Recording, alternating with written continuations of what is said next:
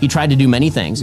Those things were generally unsuccessful in terms of his excesses. I'll just never understand this logic. Like, yeah, he tried to steal the election, but he was unsuccessful. Therefore, we shouldn't be afraid of a second Trump presidency. That is really insane to me. What evidence do we have that he would attempt to stick around for, say, a third term? Is that like a real worry that people have? If you're asking the question like, is he going to try to stay in power? The fact that we're even asking the question is in itself disqualifying. From my point of view, the only thing you need to know about him to decide your vote in this election is that as a sitting president, he did not commit and would not commit and still hasn't committed, frankly, to a peaceful transfer of power. Again, you talk about the peaceful transition of power, which actually did happen because Donald Trump did leave office. Not for lack of trying, Ben. That's what you just keep sidestepping. You cannot call January 6th a peaceful transfer of power. No. Well, that's not when the transfer of power happens. What a stupid argument! Pals, I think you're really going to enjoy this video. If you do, please hit the like and subscribe button and comment button. It really helps out. Let's watch the Ben Shabibo Sam Harris conversation for a little bit before we start the podcast at 4:30. This is Honestly, and I'm Bari Weiss. There are no perfect political candidates, but what do you do when both candidates are not just imperfect? To me, incredibly unclear about what exactly his policies would be. He was all over the map. And then he was president. And then I could base my next vote on what he would be like as president because he actually was president. So, for example, you mentioned, I say that he was anti-free markets. Obviously, he wasn't as president of the United States. That he would be anti-religious liberty. I got a comment in the YouTube chat. I'm old enough to remember when Hutch was with Machinima Respawn and now he dove off the deep end into politics. Off the deep end into politics. I swear, there's this phenomenon that we can observe where I'm assuming this person is like MAGA or MAGA adjacent, where they think Democrats are literally like all of us are like Marxists. And we want to end capitalism and we want to destroy God and blah blah blah blah blah. If you think I'm off the deep end, oh boy, I've got some other creators for you to watch. He obviously wasn't as president of the United States. He appointed justices to the Supreme Court who I generally thought were quite good. Right, which is something that I doubted in that column. And so all you could do is sort of base your forecast for the future on past performance. There was no past performance. There was just the stuff that he had said at that point in the campaign. I can now base my future exposition, my future sort of judgment of what Trump's second term will be like on a first term, because he's already been president of the United States. And so one of the big questions that I have for folks who sort of see Donald Trump. I don't think it's that complicated with Ben Shapiro. There is no career that most people can have being a Republican who's anti-Trump. Some people have turned it into a career. Tim Miller, some of the Lincoln Project guys, and it's a really small pool of like anti-Trump Republicans. If you want to be a political commentator and you're of a right-wing persuasion, you are going to make a lot more money if you lean into MAGA, if you go along with the MAGA movement. Ben has been really successful. He makes a lot of money. And I'm just going to make this assumption that he is not supporting Trump because he actually thinks that Trump is a suitable leader or that, Trump is capable of being a good leader. I think he's just doing it because you can make a lot more money catering your content to MAGA and anti-woke stuff. Trump is this Hitlerian, Mussolini. In 2016, Ben Shapiro was a never Trumper. I don't know. Did all of you guys know this? He was a never Trumper. He left. What's that one conservative outlet? Breitbart. He used to work for Breitbart. And he left Breitbart because Trump's campaign manager at the time, Corey Lewandowski, grabbed a woman reporter from Breitbart, grabbed her arm a little too hard when she was trying to get closer to Trump to get some kind of a quote or whatever. And then Trump, in solidarity with this other journalist, quit Breitbart and said he was not going to be voting for Donald Trump. That's Ben Shapiro's origin story. That's how, that's what kind of thrust him into the mainstream. And then as we got into the Trump era, when Trump was president, Ben basically, he would rebuke Trump every once in a while, but it would be really kind of light rebukes, and he's been doing that ever since. The ask figure is, if that's true, then why didn't we see that in term one? He tried to do many things. Those things were generally unsuccessful in terms of his excesses. And so this. I'll just never understand this logic. Like, yeah, he tried to steal the election, but he was unsuccessful. Therefore, we shouldn't be afraid of a second Trump presidency. I do not understand that. That is really insane to me. Just really, really, really insane. You talk about me being off the deep end. To me, this is off the deep end. You are so untethered from reality. If you hear Ben say this, well, he didn't get away with all the authoritarian stuff that he tried to do. He didn't get away with all the criminal stuff he tried to do. He didn't get away with all the corrupt stuff that he tried to do. He wasn't actually successful at, insurrecting the government. Therefore, our institutions are strong enough to withhold against somebody or strong enough to stand against somebody who will test those institutions through corrupt means, through illegal means. Therefore, we should just let him be president again. It's just, But in order for Ben to take this position, he would have to be comfortable with the short-term loss of revenue, because he would lose viewers, he would lose subscribers, he would lose paying customers.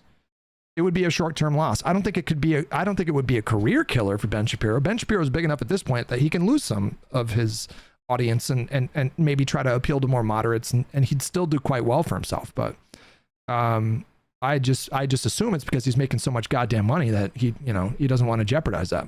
The sort of question that I have that people keep bringing up, they'll say, well, he'll try to do the same thing in 2028 that he did in 2020. And the question I have is, what evidence do we have that he would attempt to stick around for, say, a third term? Is that like a real worry that people have? When people say that he's going to overrun the constitutional barriers.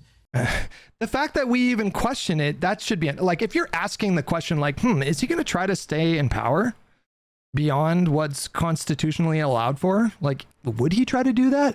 The fact that we're even asking the question is in itself disqualifying, because we know Kamala Harris will not do that. We know Joe Biden will not do that. We know that any mainstream Democrat that would have a chance in the primaries in 2028, for example, we know none of those people are going to try to do what Trump tried to do in 2021. He may have attempted to do that, and then he was checked at every point. Whereas I think that actually the system is less built to stop, I would say, these sort of fine-grained excesses of the Democratic Party that is intent on actually changing many of the systems and changing the status of normalcy. So, for example, Kamala Harris has vowed to get rid of the filibuster. If you get rid of the filibuster, that means that you can presumably add 2 states. That challenges the Senate balance permanently. She's talked about packing the Supreme Court. She's talked about wealth taxes. I mean, listen, I tend to think that Puerto Rico should have statehood. I don't know what are the arguments against it having statehood. I don't really understand what are the good arguments there, like they're an American territory. I feel like they should get, but I'm not so sure it would be 2 safe blue seats. Like, I think odds are in Puerto Rico, it would be 1 blue seat and 1 red seat, or 2 red seats even. I mean, like, there's a lot of like socially conservative people in Puerto Rico. I mean, DC is another case too, where like, how many people live in DC? How many people live in the District of Columbia? 671,000 people. If we gave them statehood, it would be a small state, but it would not be the smallest state. Like Wyoming, for example, I think Wyoming's only like 300,000 Wyoming population, maybe 500,000, 581,000. What about Montana? 1 million. What are the smallest states? States ranked by population. This is from numbers from 2023. The smallest state is Wyoming at 584,000. And how many people lived in the District of Columbia? 671,000. Second lowest ranked is Vermont at 647,000. So it would be a small state, but it would be the 3rd smallest state. So like, why are they entitled to representation in Congress when District of Columbia is not? Why is Wyoming have 2 senators, but District of Columbia is not? I mean, obviously I favor District of Columbia getting statehood, because that would for sure be 2 blue seats. And so strategically it makes sense to me, but what's the argument against these people having their own state? Like, what's the good argument against that besides it would hurt Republicans? She's talked about passing into law certain federal legislation that she could do with 51 votes that Donald Trump has never talked about. In fact, if you look at sort of the spectrum of political opinion right now, Donald Trump positionally is closer to the middle on many of these issues than Kamala Harris is. We would have to explore that. Like, I don't know how like the average person feels about like being a part of NATO, for example. Like, Donald Trump has openly just floated the idea of leaving NATO or kind of quiet quitting NATO during his 2nd term. I feel like that is really extreme, well outside of the mainstream. I feel like even a slight majority of Republicans favor aid to Ukraine, for example. And I think broadly support for Ukraine aid is like 60-65% in this country. We would have to go issue by issue. There's some issues that technically Ben is correct that, like, for example, like deportation, like mass deportation is actually favored by like 60-65% of the country, according to recent polls. Immigration just broadly, the electorate has shifted so far to the right in the Trump era. And so he has for sure moved the Overton window a bit on some issues. But this idea that Donald Trump is like writ large, like a centrist, am I using that phrase right? The idea that he's broadly a centrist is a bit incredible to me. Which is one of the weirdnesses of this election. Sam, do you want to respond to that, especially to the question of Ben's point being that, if he was such a strong man, if he had such Hitlerian fascist tendencies, and Kamala Harris has called him a fascist, why didn't he do fascism in his first term? He did, though. He literally did. I mean, it's like a fascist playbook. Like what he did after the election, leading up to January 6th and then on January 6th, is just straight out of an authoritarian playbook. Just plucked it right out of the playbook that many a dictator in times past has used. Well, as Ben said himself, he was checked by people around him, right? And the concern now is that he would have not General Milley and McRaven and McMaster and John Kelly and serious people like that. He'd have My Pillow guy and Mike Flynn and a rogues gallery of enablers and sycophants and loyalists, right? I mean, that really is the concern, and that's why I think Ben can't draw the lessons he's drawing from the first term and broadcast them onto the second, right? I mean, we know what Trump says he wants to do, and he wants to do crazy things, like in turn something like 12 million illegal aliens in something like concentration camps and deport them, right? And if you picture what this would do to our society, it's just a moral abomination, right? I mean, just to take this narrow case, I mean, maybe we want to talk about immigration and the southern border, and about which I think Ben and I are going to largely agree. But I'm pretty sure I don't want to live in a country where millions of children who are American citizens, right, who have one or more parent who isn't a citizen, watch their parents get deported, right? If you just imagine what that would look like. Now you might think, well, Trump's never going to do that, right? You're going to grade him on a curve, and you're going to take him seriously, but not literally, et cetera. But you could do the same thing with Kamala Harris. When Kamala Harris says she wants to do a wealth tax, we all know that she's not going to be able to do that. She's certainly not going to be able to do that if she doesn't have a House and a Senate and a Supreme Court, and she seems to be likely to have none of those things at this point if she wins. But no, so take her seriously, but not literally, right? I mean, there's a double standard here in the way partisans think about, partisans for Trump think about what he says and bracket everything he says as just political theater. But I want to come back to something you said to Ben. Just, I mean, all of his words at this point on this topic could be used against him, right? I mean, this change of heart, I think is worth examining, because I think we lose sight of just how not normal Trump is as a candidate. I mean, I think, Ben, if I had told you 10 years ago that you would one day support a presidential candidate who bragged about owning a teen beauty... Exactly. This is like the standard frog in the pot of boiling water argument. It would have blown Ben Shapiro's mind. He might have even been disappointed in himself if you went back in time and listed all the things that Donald Trump did and then told Ben, like, 10 years from now, you're going to be okay with this. I bet you anything, 10 years ago, Ben would have been like... pageant. But how much money am I going to make? I'm sure he would have done that as well. So that he could barge into the dressing room and ogle naked underage girls, right? I don't think you would believe me, right? If I had told you that you would support a candidate who, as president, had been denounced by almost every four-star general who worked under.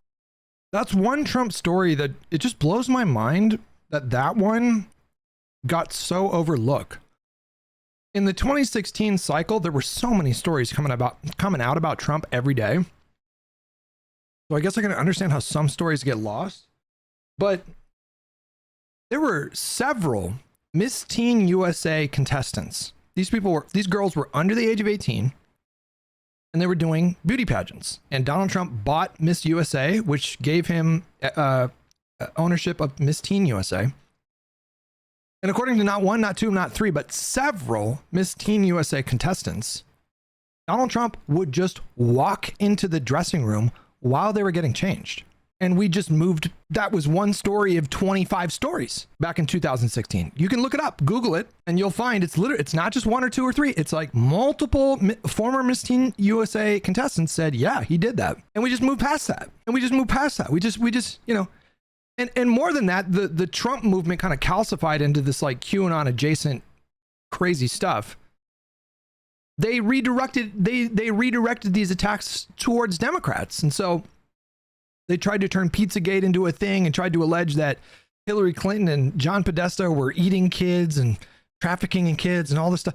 And meanwhile, you have documented evidence that Donald Trump regularly partied with Jeffrey Epstein for years. And he was just waltzing into Miss Teen USA dressing rooms. Can you just imagine, like, imagine being like a 50-year-old dude, and you just walk into a Miss Teen USA dressing room. And of course, because he was so wealthy and because he owned it, you know, there was a kind of permission structure there for him that's only afforded to people with a lot of power and a lot of money. But we just all move past that. It's just like, that to me is just so, you know, insane. If a 50-year-old guy, just random guy off the street, walked into a Miss Teen USA dressing room, security would jump on that person right away, and they would be arrested. They would be arrested for trespassing and possibly charged with something else as well. But because it's Donald Trump, they just let him walk around with a bunch of teenagers that were getting changed. It's insane. Under him as a dangerous moron, right? I don't think you would believe me. Or a president who had inspired an assault on our Capitol, directly inspired it. I mean, as much as you want to parse what he might have said in that initial speech, there's no question he called everyone to D.C. and inspired what amounted to be a riot on the Capitol. You just subscribe. And he inspired this. I mean, we had people wearing Camp Auschwitz T-shirts and flying a Confederate flag, smearing on the walls that Abraham Lincoln built. Right? That's what happened on January 6th. And if I told you that you would support this guy and still support him, a guy who has honored these people, right? Ooh, Sam Harris, man, he's so mild-tempered. He's so mild-mannered. He's very tempered in his delivery but he is skewering Ben Shapiro right now. And who stood by as they were calling for the hanging of his vice president. He just stood by. Because there's no good answer for this. There's no answer that makes sense. Like, Ben Shapiro's a skilled debater. He's a smart guy. Ben Shapiro's obviously a smart guy. But it doesn't matter how smart you are. There is no good way to address the points that Sam Harris is making here. By tweeting narcissistic bullshit. And he would later record a song with some of the worst offenders, right? There's 20 of them in prison singing on jailhouse telephones. He recorded his own track on this song, and he plays it at his rallies, right? If I told you would support such a person, you, Ben, right, you with your commitment to morality, right, and religious principles, and public probity and ethics, I don't think you would believe me. But that's where we are, right? That's how fully Trump has distorted our politics. So a couple things. So there are a couple of arguments. There's one you made early, and then you sort of morphed it into the second argument about character, which I'll get to in a moment. So there was the first argument, which was, you know, you're taking Trump seriously but not literally. Why can't we do the same with Kamala? So let's do that. Let's take her seriously but not literally when it comes to many of her policy prescriptions. Well, seriously but not literally for Trump on immigration, looks like he's not going to deport 12 million people by caging up entire families in concentration camps. It looks like term number one, in which he puts back in place, for example, Remain in Mexico, in which he has a proper interpretation of what asylum law looks like, in which we... Now, I didn't realize it, but apparently Remain in Mexico only led to like 30,000 people remaining in Mexico, which is, I mean, that's a lot of people, but compared to the amount of people that we're trying to cross every single month, that is a drop in the bucket. We properly allocate resources for Border Patrol. I've been down to the border. They're completely misallocated under the Biden administration, as Border Patrol itself will tell you. And then you look at the status quo that Kamala Harris has presented, which was effectively for 3.5 years an open border. And so that would be taking them seriously, but not literally. We look at the record. It was just, by no reasonable standard, was it an open border at our southern border. It's not just what they say, which was sort of my... And Ben knows this, but whatever. Original model is look at what they do, not just what they say. Then there is the sort of characterological argument that you're making about Donald Trump. And again, I think that the same could be true in reverse. If I had told you, Sam Harris, a few years ago, that you'd be supporting a candidate who says that men can be women, for example, or a candidate who has openly campaigned with, say, Mark Ruffalo, who has compared Israel to the Nazi state, or that you would be supporting a candidate whose first... These are just not comparable to what Ben has to defend from Trump. Like, I think Sam Harris would have a pretty easy time justifying a vote for Kamala Harris if you rolled back the tape and told him 8 years ago you'd be supporting Kamala Harris, but look at what Trump did in the last 8 years. I think Sam Harris would probably very easily make his way through that argument. Action in office, apparently, according to the New York Times about 3 days ago, was to examine intelligence reports for gendered language with regard to America's foreign adversaries who are female. You'd be surprised too. I guess all this is to say that we've entered a magically different world, for better or for worse. I think in many ways for worse, and I think you'd probably agree on that. But that world exists. And so now you are faced with a binary choice between candidates, and that binary choice cannot be avoided. I mean, the question, I guess, on a characterological, on a level for Sam, I think, is you obviously believe that Donald Trump is not just a threat to the presidency, he's a threat to the republic, a grave and abiding threat to the very future of the republic, which means what means would be moral to stop him? So, to offer a couple of examples, there have been a couple of assassination attempts on President Trump. Let's assume that Trump wins the election. Would assassination, if we are that afraid that he is going to be Hitlerian, then be an appropriate response? Or... No, if we take the morality out of it altogether, I think you can very easily make the case that it is healthier for our republic to beat Donald Trump at the ballot box than to assassinate him. If you assassinate him, then you turn him into a martyr and you risk making his movement grow and then calcify.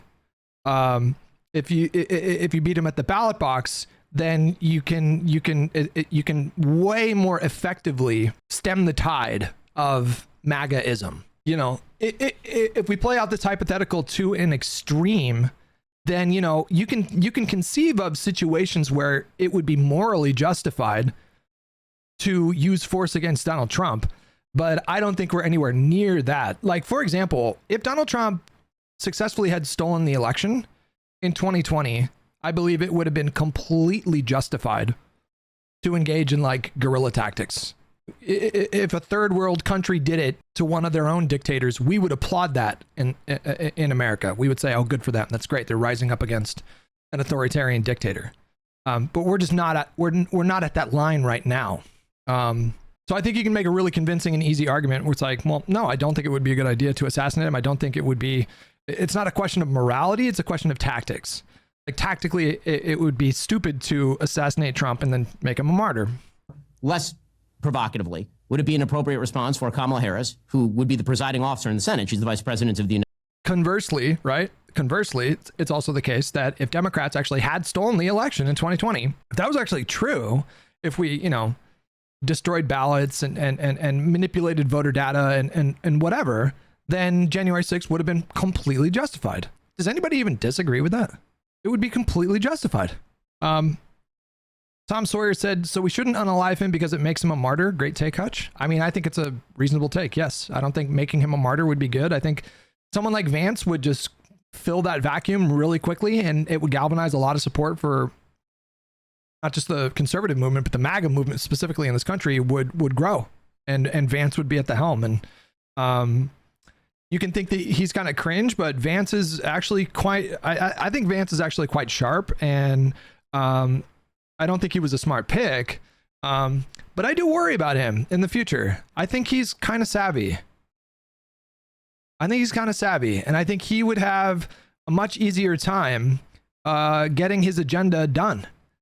I think he would not have the same baggage that Trump did. I'm not saying that, like, listen, Vance is kind of goofy, right? He says some stuff that just makes me cringe. He says some stuff that makes me furl my eyebrow, and I think he says some ridiculous stuff, but he's savvy. You know, I think he's demonstrated that quite well, actually, during this race, is that, you know, he is capable of channeling Trump's strengths without a lot of Trump's baggage. So like his standoffishness with the media, like Trump's whole strategy with the media, for example, has been counterattack, counterattack, counterattack. So if Jake Tapper calls you authoritarian, you come right back and you say, fake news, it's all fake news. All you do is lie, la, la, la, la. You know? And I think Vance has actually taken that strategy and kind of sharpened it a little bit. I think Vance is better at dealing those counter blows. Now, bear in mind, Vance just lies, so there's that. Like, he's not saying the truth, but that's not the point. It's about how the public perceives you. Yeah, I think Vance is something to he's one to keep an eye on for 2028. I think he well, actually, you know, it's a good question. If Donald Trump loses this year, you know, will Republican voters blame Vance? I don't think so. I don't know if they will. Like, if Donald Trump loses, I feel like they're going to blame that comedian. They're going to blame that comedian because I think Vance has earned their good graces. I think Vance has earned their loyalty. And so I actually do think Vance has positioned himself quite nicely for 2028, regardless of whether they win or lose. United States to refuse to certify the election if Donald Trump were to win. Because obviously, if he's this grave and abiding a threat, so outside the norm of our politics, so far outside the possibility of a real normal politics that it can't be fixed, would she be right to do that, for example? Sam? That's a question for me on that final point? Yep. Mm-hmm.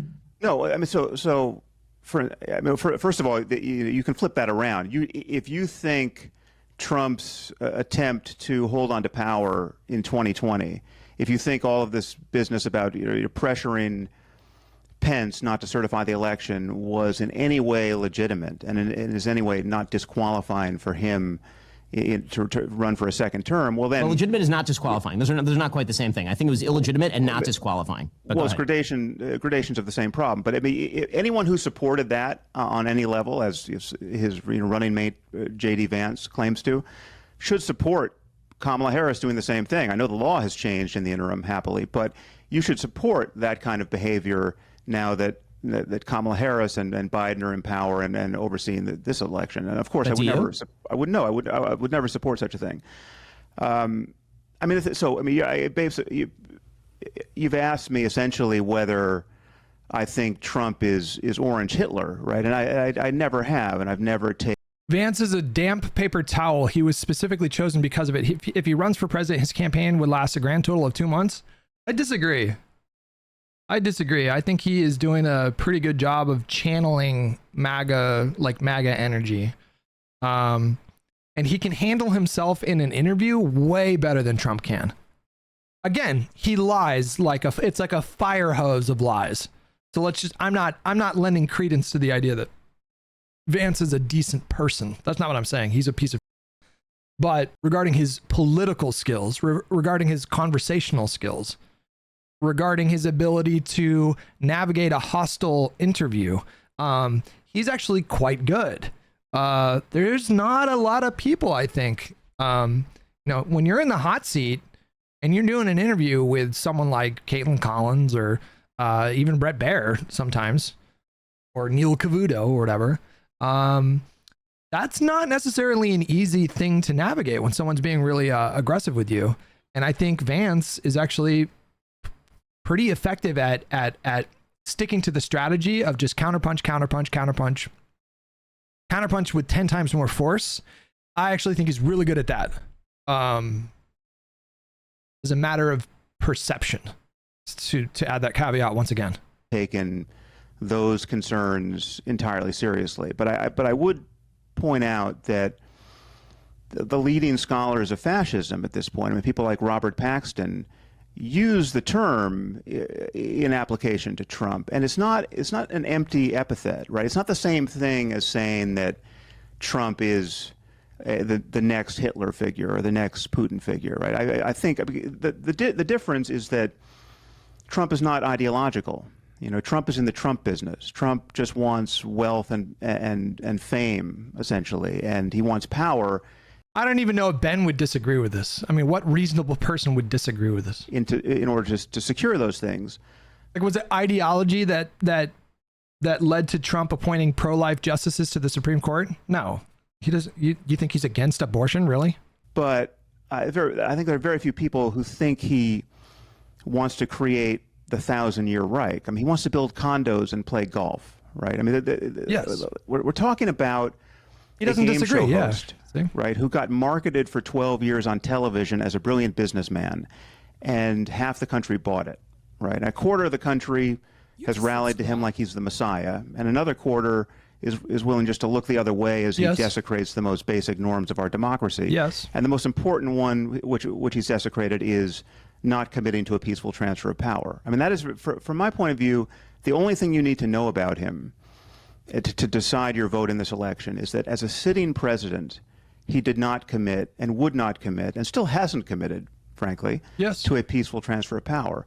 And we didn't have a peaceful transfer of power, right? And so that is, I mean, just again, to default to sane conservative Republican or erstwhile Republican principles, Ronald Reagan singled this feature of our democracy out as the key feature. I mean, it is the thing that made us the shining city on the hill, to use his terms.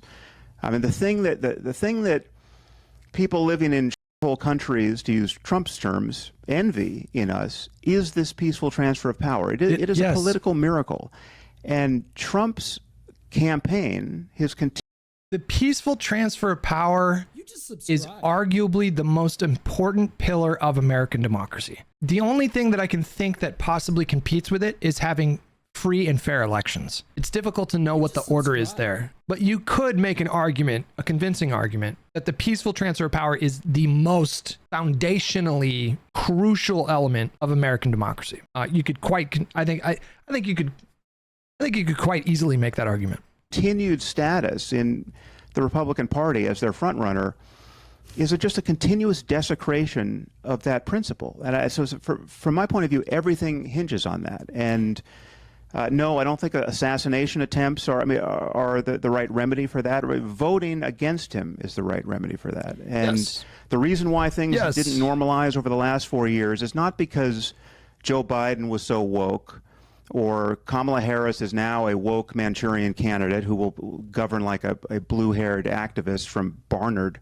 No, it's that Trump is still in our politics, and we don't have a normal conservative party. I mean, this again, to come back to things that you and I agree about, you know, you and I could spend 2 hours here running down the far left and agreeing about, you know, just how bizarre the identitarian moral panic has been on the far left.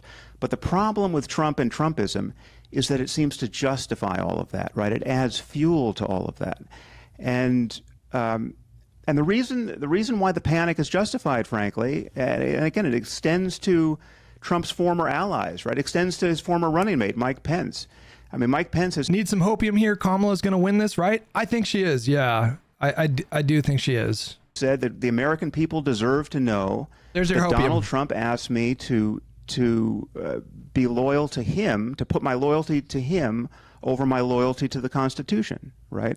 That is political plutonium, right? And we should and the Republican Party should recognize it as such. But what we have in the Republican Party is, as I said, a cult of personality and a loyalty test. And you have people like J.D. Vance and even Elon Musk bending the knee in this loyalty test in the most... After election, you're going to quit drinking. Any suggestions? Yeah, I would start going to meetings. That's what I would do. That's what worked to me. Worked with me. And, you know, it's a little weird at first. It's a little awkward at first. You know, it might take you a couple months, but I have a home group. It's called a home group, which means a meeting that I go to every week. I'm the secretary of that meeting, and so I like lead the meeting. It's every Monday, and it's a men's stag meeting, so there's no distractions like pretty girls or whatever. Not that I would be unfaithful to Esme, but I'm just saying. And all of these guys, I know like super intimate details of their lives, and they know super intimate details of my life. And we all just get together once a week and we just, you know, share about what's going on. And it helps. It helps a lot. It helps a lot. Abject way, asserting that they believe the big lie that he really won or might have won the 2020 election. And this is not, it's just not normal, and it's not compatible with the norms of our democracy. And the sooner we wake up from this bad dream, the better. So again, you know, you talk about the peaceful transition of power, which actually did happen because Donald Trump did leave office in January of 2021, and Joe Biden has been president mostly for the last 3.5 years. Despite not for lack of trying, Ben. That's what you just keep sidestepping. It's not for lack of trying. Donald Trump tried to not leave, for Christ's sakes. His mental ineptitude over the last. You cannot call January 6th a peaceful transfer of power. No. Well, that's not when the when the transfer of power happens. What a stupid argument! Of course, the certification of the election is a part of the transfer of power. It's arguably the most important part besides the inauguration. It might even be more important than the inauguration. Of course, January 6th is a part of the part of the transfer of power. To say, well, you know, technically we had a peaceful transfer of power because Donald Trump left. Oh, January 6th is not a part of, we're not including that? Like, what is this logic? I mean, people don't leave office on January 6th. People leave office on January 20th. If Mike Pence had obeyed him, we would have had a genuine constitutional crisis. Yeah, I agree with you, which is, I think, that why Mike Pence did the right thing. And I think that what Donald Trump, the argument that Donald Trump. So Ben is necessarily making the argument that I am willing to support someone who, if his subordinates would have followed the lead, would have been successful at coupping the government. Like, and this is the point that Sam Harris was trying to make like 15 minutes ago. Like, Ben, if you would have gone back 10 years ago and told yourself that you would be supporting this, like, what do you think your reaction would be at the time? It's just, it's strange credulity. It is so difficult for me to understand, you know. I've said it a bunch of times, but you know, if Bernie Sanders had won in 2016 instead of Trump, if he was the nominee instead of Hillary and he beat Trump, and then he tried to hold on to power in 2020 in the way that Trump did, and then he ran for re-election in 2024, and it was him versus, I don't know, Dan Crenshaw, I'd probably vote for Dan Crenshaw in that spot. I'd have to think about it for a little bit, but I'm 99% sure. Like, I hate Crenshaw's policies. I think it's gonna be bad, but there's no way I can support Bernie after that. There's no way, right? Was making between November and January was morally and legally specious. But with that said, there was a peaceful transition of power. But right now on the campaign trail, when Donald Trump is asked, and he was on Joe Rogan a few days ago, about the 2020 election, he still claims that he won the election. What do you make of that? I mean, I obviously disagree with him. I don't think that he won the 2020 election. Also, this is part and parcel. I wish it weren't. But it is part and parcel of a reactionary divide that has plagued our politics since before Donald Trump. Nope. You can't both sides this. Nope. Hillary conceded. Stacey Abrams conceded. You know, find me a single Democratic person besides like Nina Turner. I think even Nina Turner conceded her races. You know, she blamed it on like AIPAC money and corporate donors, but I don't know if she. I don't know if Nina Turner just. I don't think she like didn't concede. I mean, when Donald Trump won the election in 2016, we then spent 3.5 years of people claiming that Donald Trump was a Russian plant and had been bootstrapped into office by the Russians manipulating Facebook. Again, you know, if the roles were reversed and Hillary Clinton had asked Kim Jong-un to hack Donald Trump's emails, and then Kim Jong-un did hack Donald Trump's emails and then distributed those emails through WikiLeaks, and then Hillary Clinton referred to those hacked emails over 100 times in the closing month of the election, Republicans would have been saying the exact same thing. They would have been saying the exact same thing, justifiably. It was just, you know, just because Robert Mueller didn't find evidence that Donald Trump or his campaign personally assisted Russia with their hacking, just because he didn't find that level of connection, doesn't mean that Donald Trump didn't do this stuff openly. And of course, Republicans, if the shoe was on the other foot, would have lost their minds. They would have lost their minds if Hillary Clinton asked Kim Jong-un to hack Donald Trump, and then he did. sort of election denialism is not, it is ugly. It is bad on both sides. It is, I won't even say that what. Cut him off and say, yeah, please cut him off here. Democrats on both sides. It doesn't. That's not true. I mean, it's not, if Donald Trump wins this election, I promise you will see election denialism on the left. That is incredible. What you won't see, but what I'll tell you what you're going to see, Ben, if Donald Trump wins this election, you're going to see Kamala Harris certify the election for him. That's what you're going to see with no issues. With no issues whatsoever. She will go through the process. She will certify every vote for him. Incredibly similar to what you've seen from Donald Trump. I love that you said that. I wanted to ask you that. And this is a question for you. I'm not going to filibuster, Ben. I just want to ask you. If on election day we have a clear result, right? So there's a landslide in the swing states and someone really wins, right? If I told you that the losing candidate denied the results of the election and simply would not accept a loss and even appealed to their most fanatical supporters to come into the streets and just obviously provoked violence on the part of the mob, right? And said, and when asked, what about the Constitution? This candidate said, to hell with the Constitution. We don't have a country anymore. Which candidate am I conceivably talking about? Well, I mean, I think that, given Trump's rhetoric in 2020, obviously what you're talking about is Donald Trump. I don't think that's how it'd be phrased by Kamala Harris. I think that the way that it'd be phrased by Kamala Harris is more subtly. Kamala Harris, if she loses in a landslide, you think there's a chance that she will not accept the results of the election? Forget about a landslide. How about a close election? Into the streets? How about a close election? How about a close election? Forget about a landslide because a landslide. Fine. Yes. Whatever. Let's accept those parameters. Do you think Kamala Harris is going to invite people to come to D.C. to protest the certification of the election on January 6th? Do you think that's going to happen, Ben? The landslide just makes it perfectly clear.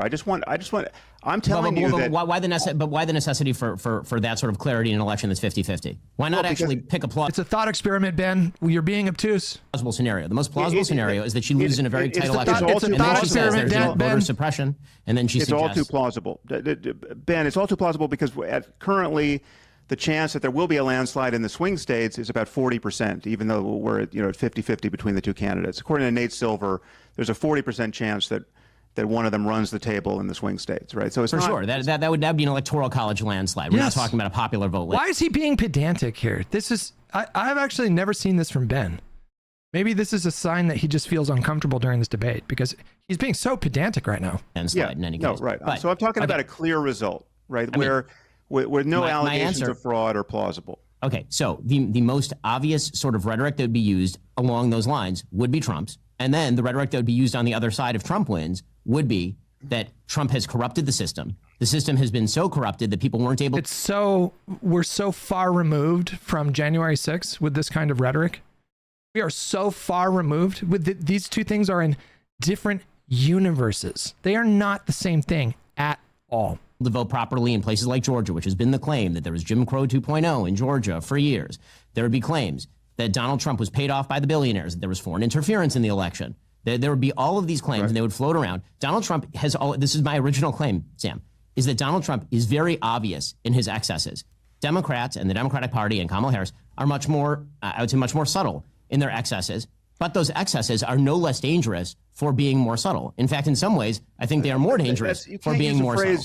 Ben, you can't use a phrase like no less dangerous. There's no way that Ben actually believes this. I just don't believe that he actually believes this. Hillary Clinton conceded in 24 hours. That is less dangerous than this continuous provocation. Yes, of course. I just disagree with you. I disagree with you. I think that the attempt by members of the media, by Hillary Clinton, who herself said that Donald Trump was illegitimately elected based on Russian interference in the 2016 election, was highly damaging. How long did she say that? Let's just unpack it, right? Like if we want to relitigate Russiagate, would Donald Trump have won if Russia had not hacked those materials and leaked it through WikiLeaks? I think the answer to that is obviously no. Obviously no. Do you guys remember what day they began releasing the WikiLeaks tranches of emails? Do you guys remember what day specifically WikiLeaks started to disseminate those emails? Do you guys remember? How many of you guys remember? Something else happened that day that was extremely consequential. It was the same day that the Access Hollywood tapes were released. It was the same day. 3 or 4 hours after the Access Hollywood tapes were released, WikiLeaks started dumping 2,000 email tranches at a time, and they did it every single day leading up to the election. Now, there was nothing illegal in those emails. There was embarrassing stuff in those emails. And a lot of people took what they found in those emails to paint a false narrative. More specifically, to paint this narrative that Bernie Sanders would have won were it not for the DNC, which was absolutely false. The idea that Trump would have won that election without WikiLeaks is almost inconceivable to me. So if you acknowledge, which I think you have to, if you're honest with yourself, if you acknowledge that WikiLeaks is the reason, or at least one of the determinative reasons that Donald Trump won, then you have to acknowledge that Russia was instrumental to his victory. And in that respect, it's perfectly reasonable for someone like Hillary to say that he was illegitimate.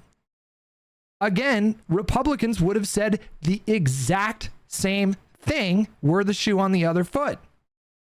That for? How long does she say that for? Does she still say that? I mean, she will. Yes, actually, she will still claim openly that there was manipulation that took place during the. That is true. There was manipulation during the 2016 election. She says the sane thing to say is that there is continuous foreign interference in our elections, right? But that's always been the case. That's the double standard, Sam. Now you're proposing.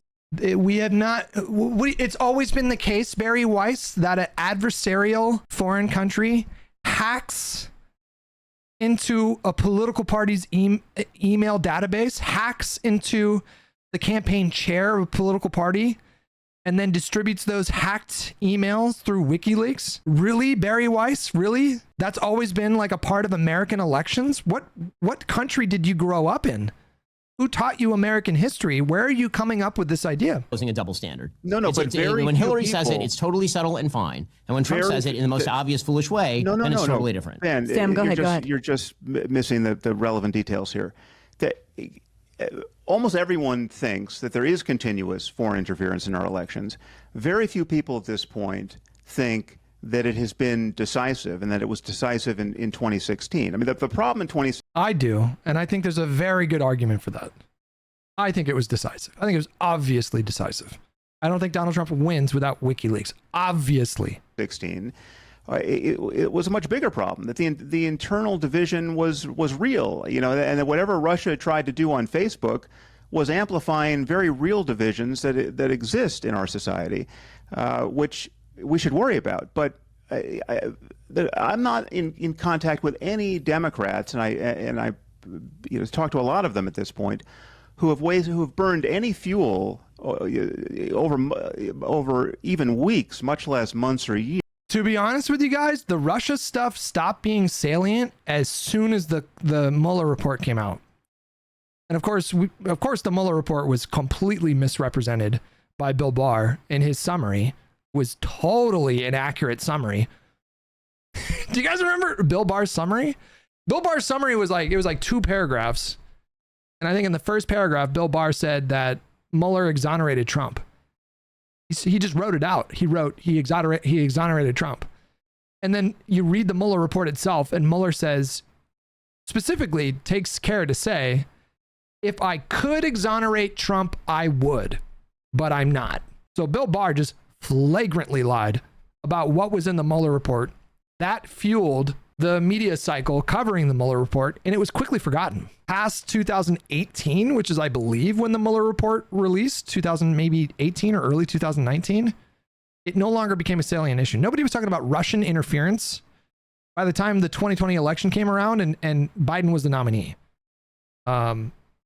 Which is Sam's point. Like this hasn't been a salient issue for like resist libs in years. Worrying that Trump's first term was totally illegitimate because the election was hacked, and I mean, what really happened? I mean, there were things that seemed decisive that one could regret, like Comey opening the email investigation 10 days before the election, and that functioning as effectively as a kind of October surprise, right? I mean, nothing came of it, but it seemed decisive in terms of her poll results in those last weeks. But I mean, her loss was overdetermined, and most sane Democrats recognize that.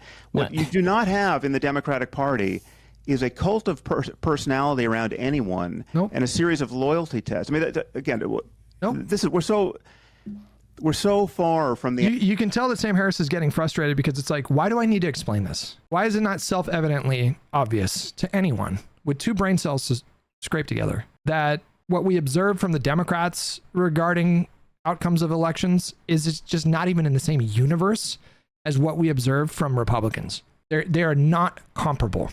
These are not equivalent at all. And you can tell he's getting frustrated because this is absurd. We are so far beyond the pale. We're so untethered from reality at this point.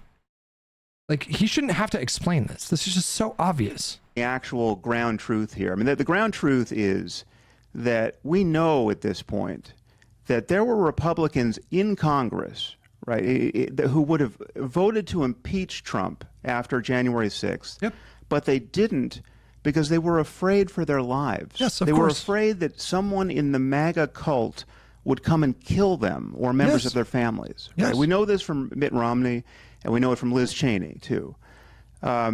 This is not normal, and it's not happening on the Democratic side, right? This is a descent into, if you don't like the term fascism, something very much like fascism. I mean, I would say that this is fascism punching a gaping hole in our democracy, and it is the effect of Trump's demagoguery. So Sam, I come. Politics. You're saying fascism is punching a gaping hole in our democracy, and this is solely due to Trump, and yet you also say that you would not support Kamala Harris if she, for example, stopped the certification of the election. And so my question remains: if Trump is such a grave threat to democracy, then why aren't you treating it that way?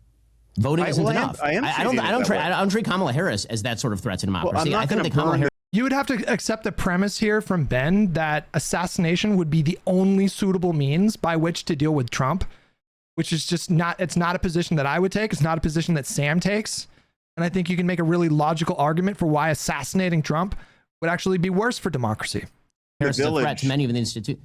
I'm not going to burn down the village. I'm not going to burn down the democracy in order to save it, right? So I'm not in favor of political. But your argument is that it's ending under Trump. But your argument is that it's ending under Trump. I can well imagine that our institutions are strong enough to weather a second Trump term, right? I don't think we're going to be.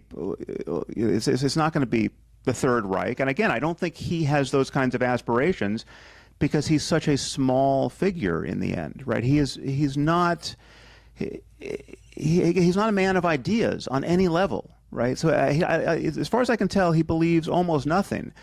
But the crucial problem for me is that he doesn't seem to recognize that we have an interest in the maintenance of world order, right? He's a completely transactional figure. He cares about his relationships, right? And I think he probably cares about his relationships to foreign leaders to a degree that could border on treason in certain circumstances. But it's just insane that we had a president in him who said he trusts Putin more than our own intelligence agencies, right? And then he shared top secret information with Kremlin officials in the White House because he just couldn't keep his mouth shut. I mean, he was literally just gossiping about intelligence secrets related to ISIS, and the Israeli intelligence went crazy over this, right? I mean, he's not a serious figure. Well, can I respond to that one? Yes, and then I'll jump in. Because this one's actually kind of fascinating. So now we've shifted sort of topics into foreign policy and maintenance of world order and vision of the world. And this is the part where it seems rather incredible to me to support Kamala Harris as somebody who has a vision of a functional world order. The reality is that when we talk about Donald Trump, I think that in some bizarre ways, Trump and Harris are sort of photo negatives of one another, in the sense that Trump appears on the surface very unserious and he says a lot of bloviating and silly things. And then his foreign policy actually is rather serious. And Kamala Harris appears to sometimes, when she's not word saying. Oh my God, bro. What are we? Donald Trump's foreign policy is serious. That's why he started an actual dick measuring contest with Kim Jong-un on Twitter and was threatening nuclear war in a Twitter spat. And we're calling Donald Trump's foreign policy serious. Donald Trump's team when they came up with the Abraham Accords, they legitimately thought that Palestinians might go for a deal which would have meant that they don't ever get a state or anything like that, but they get $400 billion. Like I know nothing about foreign policy. I mean, like foreign policy, I'm limited, like probably the median American is, right? But even I know that Hamas was never going to accept a $400 billion payoff to just abandon their struggle to try to get a state. What are we doing when we say, like, when Donald Trump stands at a podium? I mean, this happened. Like, this is a thing that happened. Donald Trump stood at a podium in Helsinki and told the world that he trusted Vladimir Putin over our own intelligence. You know, throw it into the bag of, you know, dozens or hundreds of bewildering Trump moments during his presidency, but that was, you cannot overstate the significance of that, of him saying that he trusted Vladimir Putin over American intelligence. And he even genuinely, he genuinely suggested that America and Russia form a joint task force to tackle online misinformation. He suggested that. Just marinate on that for a moment. Think about that for a moment. He suggested forming a joint task force with Russia to tackle online misinformation. And Ben Shapiro is saying that Donald Trump's foreign policy was serious? Excuse me? Salading, say serious things, and then her foreign policy is deeply unserious. So you'll have Donald Trump, and he'll say stupid things or bad things, where he will say something about ISIS to the Russians, or declassify top secret things in right, real time. Or you could theoretically have the Biden-Harris administration staffed by people who full-on leak Israeli intelligence plans in the middle of a war to the Iranian government, such that it is printed. You may have such an intelligence crisis, in fact, that the Israeli government stops sharing intelligence with the United States specifically because every time they do, it seems to be leaked to the front pages of the New York Times. You could have a foreign policy that is so deeply in hock to America's enemies that in the middle of an existential war in which Israel, for example, is fighting 7 different border wars from 7 different sources, you have the Biden-Harris administration slow-walking aid, threatening a cutoff in aid for supposedly humanitarian reasons, all while Kamala Harris seems signally unable to, for example, have a Sister Soldier moment with pro-Hamas supporters in her own party. Right? And then I'm supposed to feel that Donald Trump is the threat to world order. When did she ever agree to meet with pro-Hamas supporters? Like, what is he talking about here? And the reality is that Ukraine was invaded under Kamala Harris and Joe Biden. It was not invaded under Donald Trump. Donald Trump, here's the thing about foreign policy that's really funny. Foreign policy is widely perceived as a game of nuance and complexity, when in reality, foreign policy is not all that complex and not all that nuanced. Very often it amounts to, if you cross this line, I'll punch you in the face, or I'll support people who do. Imagine saying with a straight face that foreign policy is not nuanced or complex. We're talking about geopolitics. It's almost infinitely complex. I mean, this idea that you can boil it down to that is pretty absurd. And that actually is something that Donald Trump understood quite well, which is why he was able to achieve the best record in the Middle East of any president of my lifetime, while the pseudo-sophistication of the Biden-Harris administration has achieved the most massive conflagration in the Middle East in my lifetime. Okay, well then I'll ask you a not nuanced question. Sure. It should be simple enough to answer. Who do you think Putin wants to win the election? I don't know who Putin wants to win the election. Back off! There's no way he thinks this. There's no way he believes this. There is no way he actually believes this. I wonder who Vladimir Putin's going to prefer. You have one candidate who is pledging to continue support to a fledgling democracy that is being invaded by a belligerent neighbor with a superior military, and now North Korean military, and pledges to strengthen NATO. Is Vladimir Putin going to want that candidate, or is he going to want the candidate that is openly floating the idea of leaving NATO and is all but saying he is going to lobby Congress to stop sending aid to Ukraine and basically force Ukraine to allow Russia to secede, or Russia to annex various regions? The idea that Ben Shapiro like doesn't know who Vladimir Putin would prefer in this spot is I don't know what we're doing here. I'll be honest with you. You have no intuitions about this? No. And the reason that I have no intuitions about this is because I don't think that Donald Trump knows his own policy on Ukraine. And I don't think Putin does either. Donald Trump. Are you kidding me right now? Is this a joke? Are we joking? Is this a sarcastic episode of Bari Weiss's podcast where we're just doing like the opposite day or whatever? It's wildly unpredictable. I mean, as you know, Putin is behind much of the chaos. You could argue. Sam, who does Iran want to win the election in the Middle East? Iran has been actively intervening in the election on the side of Kamala Harris. We know this. The intelligence community has said this. They actively hacked the Trump campaign. Okay, I want to get deeper into foreign policy in a second, but I want to stay on the character question for a few more beats. The word that's come up in this conversation a few times, fascism or Nazism, it's in the air this election on both sides. There was a Trump rally at Madison Square Garden yesterday, and you had the spectacle of MSNBC literally playing clips, I'm not exaggerating, from the Nazi rally that happened at Madison Square Garden in 1939, saying that there was a direct line between the two things. Well, I'm happy to start or follow Ben, whatever you want. Yeah, Sam, go ahead. Well, I mean, the first thing to point out is that I think we're now up to 40 of the 44 of Trump's senior-most appointees, I mean, mostly cabinet members, Republicans who worked for him, who saw what he was like behind the scenes. 40 of 44 don't support him, right? We're talking about people like. And now you have like career military guys that are, that were, in the case of John Kelly, were super loyal to Trump for the 2 years that he served in his administration. Now you have these top career military guys that Trump handpicked for his administration that are all coming out and saying, yeah, Donald Trump is a bit of a fascist. These are people that have studied fascist movements throughout history. These people are not stupid.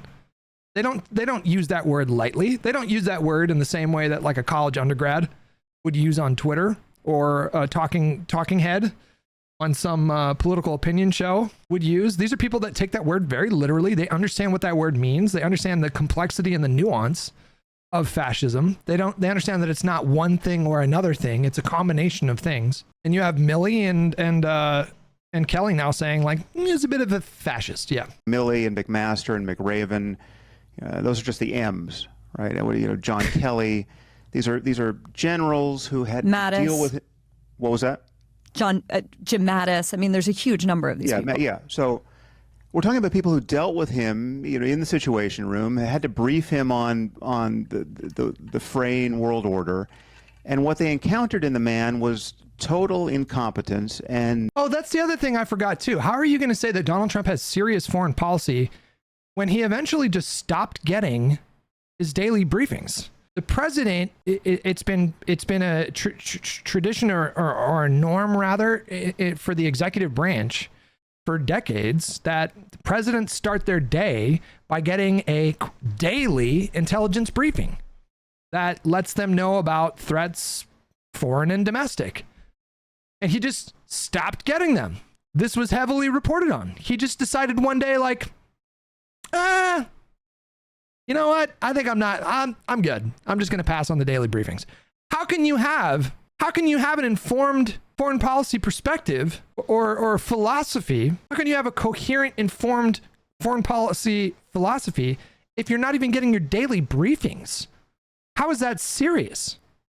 And a very disconcerting desire to have loyalty demonstrated to him rather than to the Constitution. On John Kelly's account, he could never make him understand why the generals had to be loyal to the Constitution and not to him personally, right? And again, this takes us to the question of fascism. And this is why John Kelly has unabashedly now started calling him a fascist. He also called him, I think, the most flawed person he's ever met in his life. Milley used a little bit more direct language. He said Donald Trump is fascist to his core, end quote. I think it was Milley who said he's the worst person he has met. Again, these are not be very clear. Holy crap, look at these Fox News polls.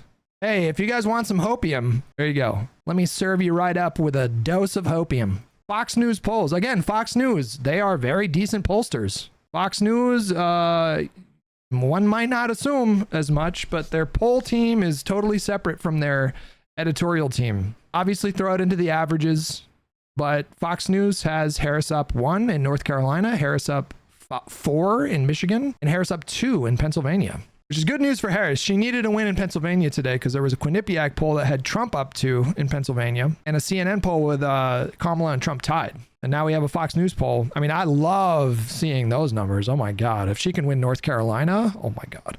If she can win, I feel like North Carolina in some ways is almost just as important as Pennsylvania.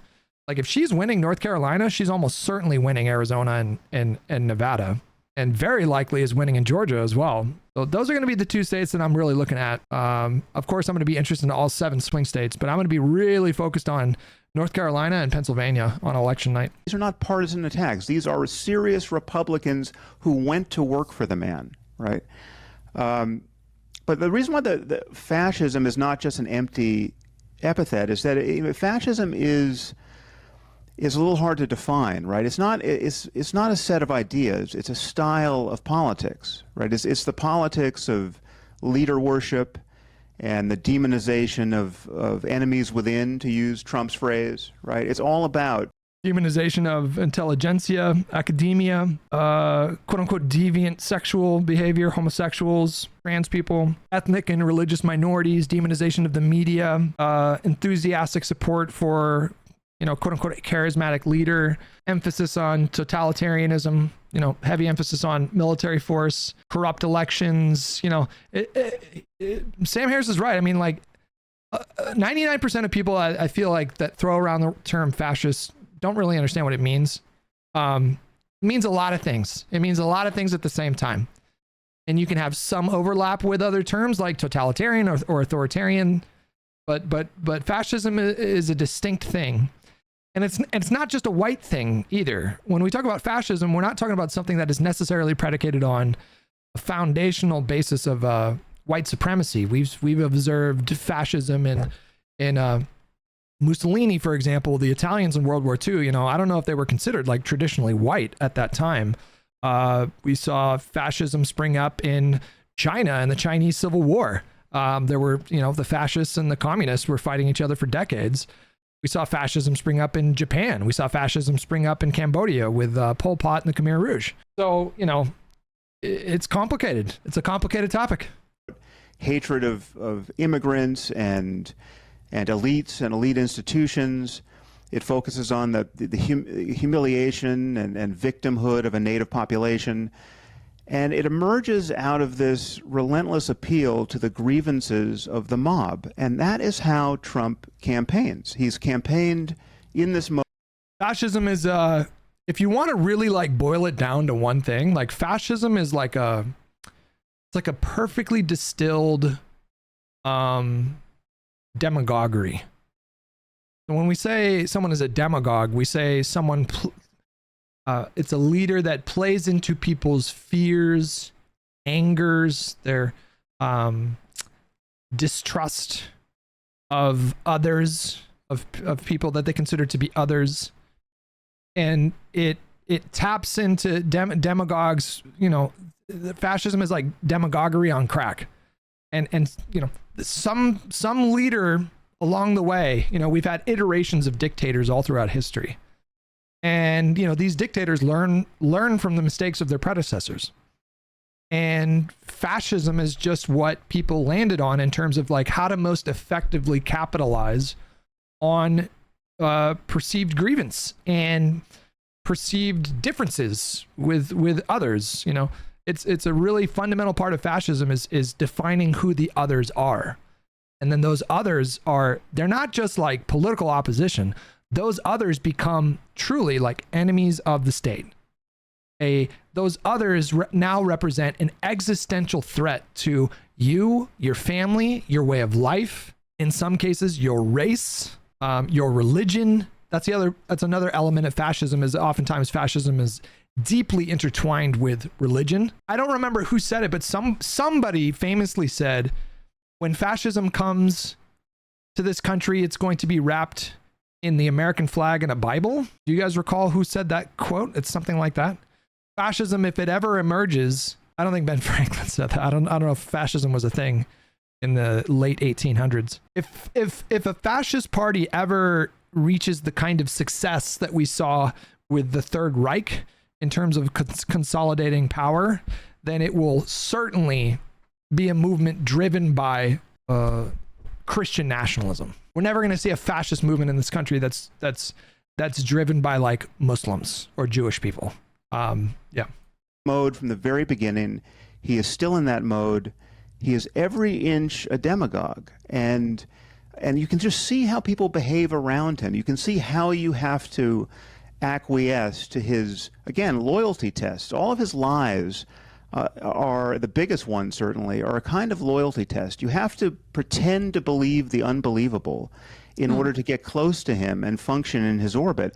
And that's what happens. And it is why scholars of fascism don't hesitate now to call him a fascist, or at least a proto-fascist. So, okay, Kamala Harris would never use a phrase like the enemies would. When we say proto, what does that mean? Does that mean like the early stages of something? What does the term proto mean? Proto is a combining form used like a prefix meaning first, foremost, earliest form of. You see those deduction skills, guys? Okay. Your streamer, wicked smat. Do you agree with Pisco here? Let's see. Trump refuses to condemn, quote, joke attack against Puerto Rico, which labeled the territory as a floating island of garbage. Never forget Trump's failure to care for Puerto Rico after a devastating hurricane. Yeah, I mean, I totally agree with him here.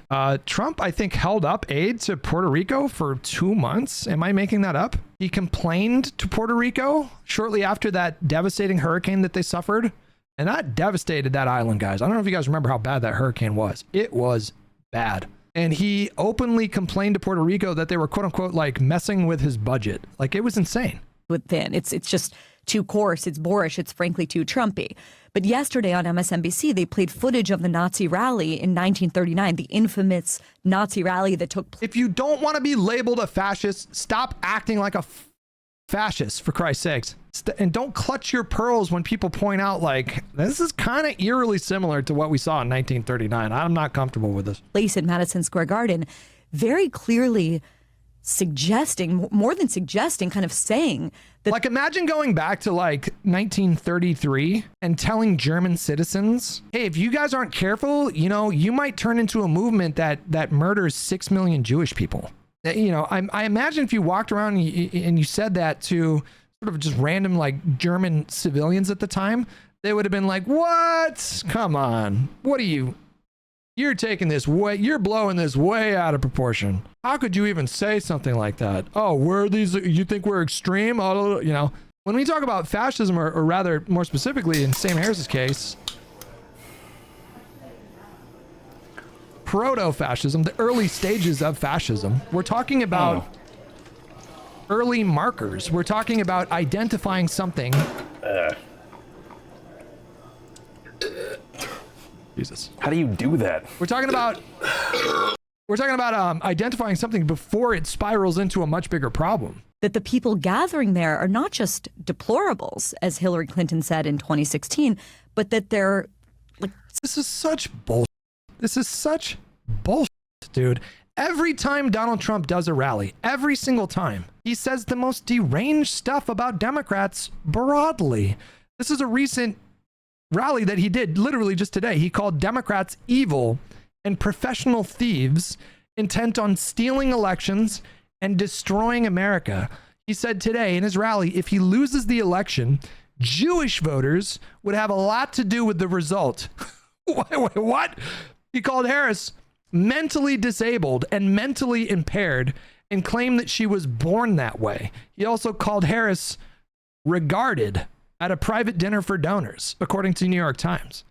So the whole like clutching your pearls because Democrats call Republicans kind of fascisty and authoritarian and say that they want a dictator. It's such bullshit. It's such unbelievable bullshit. Supporters of a Nazi. How is that not exactly the thing that you're criticizing? You've been a bad girl. I'm You're a done. getting a vigorous spanking right now. Maybe we'll try to watch more of this tomorrow. We got to get to the podcast right now. What a stupid, silly position. What a stupid thing to clutch your pearls over.